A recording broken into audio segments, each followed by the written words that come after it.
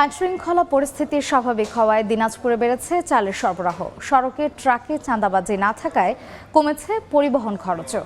গত কয়েকদিনে বস্তা প্রতি চালের দাম কমেছে 50 থেকে 100 টাকা। বিস্তারিত জানাতে বাহাদুরবাজার চালের পাইকারি মোকামে আছেন সহকর্মী গোলাম নবী দুলাল।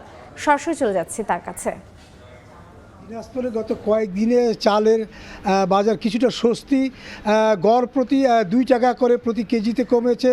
এটির অন্যতম কারণ যেটা বলছেন এখানকার বাহাদুরবাজারের পাইকার এবং চাল ব্যবসায়ীরা, সেটি হচ্ছে যে আপনার দৌরাত্ম্য এবং সিন্ডিকেটের দৌরাত্ম্য এবং শহরের যে চাঁদাবাজি সেটা কমে আসার কারণে এর প্রভাব কিন্তু চালের বাজারে পড়েছে।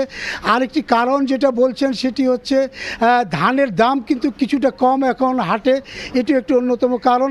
আজকে যে বাহাদুরবাজার, এই বাহাদুরবাজারের যে চালের যেটি দাম আমরা যেটা তথ্য নিয়ে জেনেছি সেটি হচ্ছে গুটি স্বর্ণ প্রতি কেজি 51 থেকে 53 টাকা এবং সুমন স্বর্ণ প্রতি কেজি বিক্রি হচ্ছে 53 থেকে 54 টাকা, 28, 56 থেকে 58 টাকা। মিনিকেট সেটির দাম আগের মতোই রয়েছে 65 থেকে 67 টাকা। নারী চাল বিক্রি হচ্ছে 75 থেকে 78 টাকা।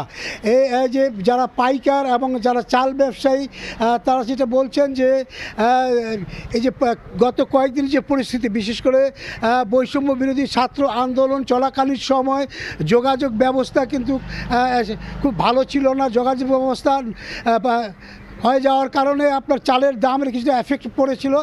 পরবর্তীতে আপনার এই চালের যে বাজার সেটি কিন্তু আপনার ধীরে ধীরে এখন কিছুটা কম। এই কারণে যারা ভোক্তা তারা কিন্তু কিছুটা স্বস্তি বোধ করছেন। তো আমার কাছ থেকে চালের সর্বশেষ এই ছিল। সরাসরি ছিলাম দিনাজপুরের বাহাদুরবাজার পাইকারি চালের মোকামে।